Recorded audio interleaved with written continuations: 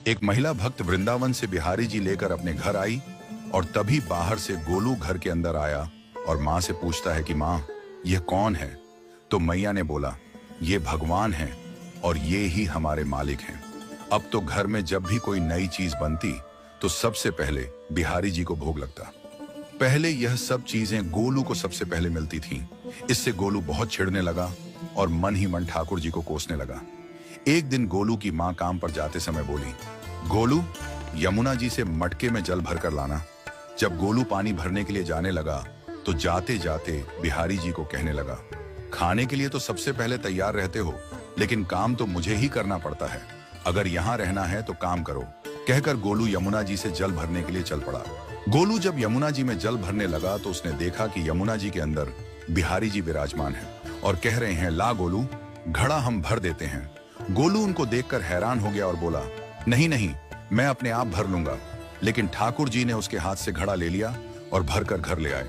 गोलू घर आकर डर रहा था कि अगर माँ को पता लगा कि मैंने ठाकुर जी से काम करवाया है तो आज मेरी पक्की पिटाई होगी।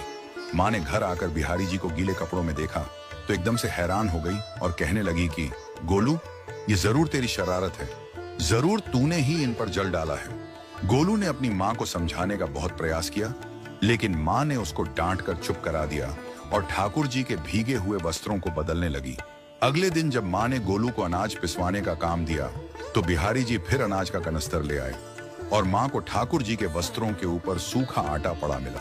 तो माँ ने फिर गोलू को डांटा कि तुझे पता नहीं कि ये हमारे भगवान हैं और तू भगवान के साथ शरारत करता है। आज तूने फिर इनके ऊपर आटा फेंका है। तो गोलू शपथ लेकर कहने लगा, नहीं माँ, मैंने कोई शरारत नहीं करी है। ये तो मेरे हाथ से गेहूं का कनस्तर लेकर खुद पिसवा कर आए हैं। गोलू की माँ आज बहुत गुस्सा हुई। अगले दिन फिर माँ बोली, बेटा गोलू, आज तुम्हारे बाबा बाहर गांव से वापस लौट आएंगे।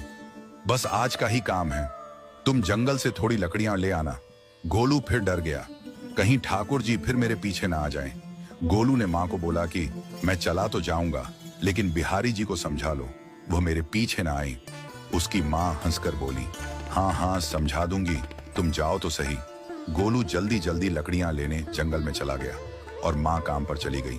लेकिन उस दिन माँ काम से जल्दी वापस आ गई और देखा बिहारी जी अपनी चौकी पर विराजमान नहीं है। वह तो एकदम से घबरा गई कि कहीं गोलू की शरारत तो नहीं। वह भागी भागी जंगल की तरफ गई। तभी उसने देखा कि गोलू के साथ एक इंसान लकड़ियों को लेकर घर आ रहा है। गोलू की माँ यह देखकर हैरान हो गई कि यह तो बिहारी जी हैं। ये क्या हमारे भगवान हमारा काम कर रहे हैं? इसका अर्थ गोलू ठीक कह रहा था। वह जल्दी जल्दी भागकर ठाकुर जी के पास गई और लकड़ियां उनके हाथ से लेते हुए उनके चरणों में गिरकर रोती हुई बोली, हे बिहारी जी, ये आप क्या कर रहे हो? मुंह गरीब का काम क्यों कर रहे हो? ठाकुर जी मुस्कुराते हुए बोले, हमें तो तेरे बेटे पर बहुत प्यार आता है। सब लोग हमें भगवान समझते हैं, लेकिन एक तेरा बेटा ही था जो हमको अपना मानता था।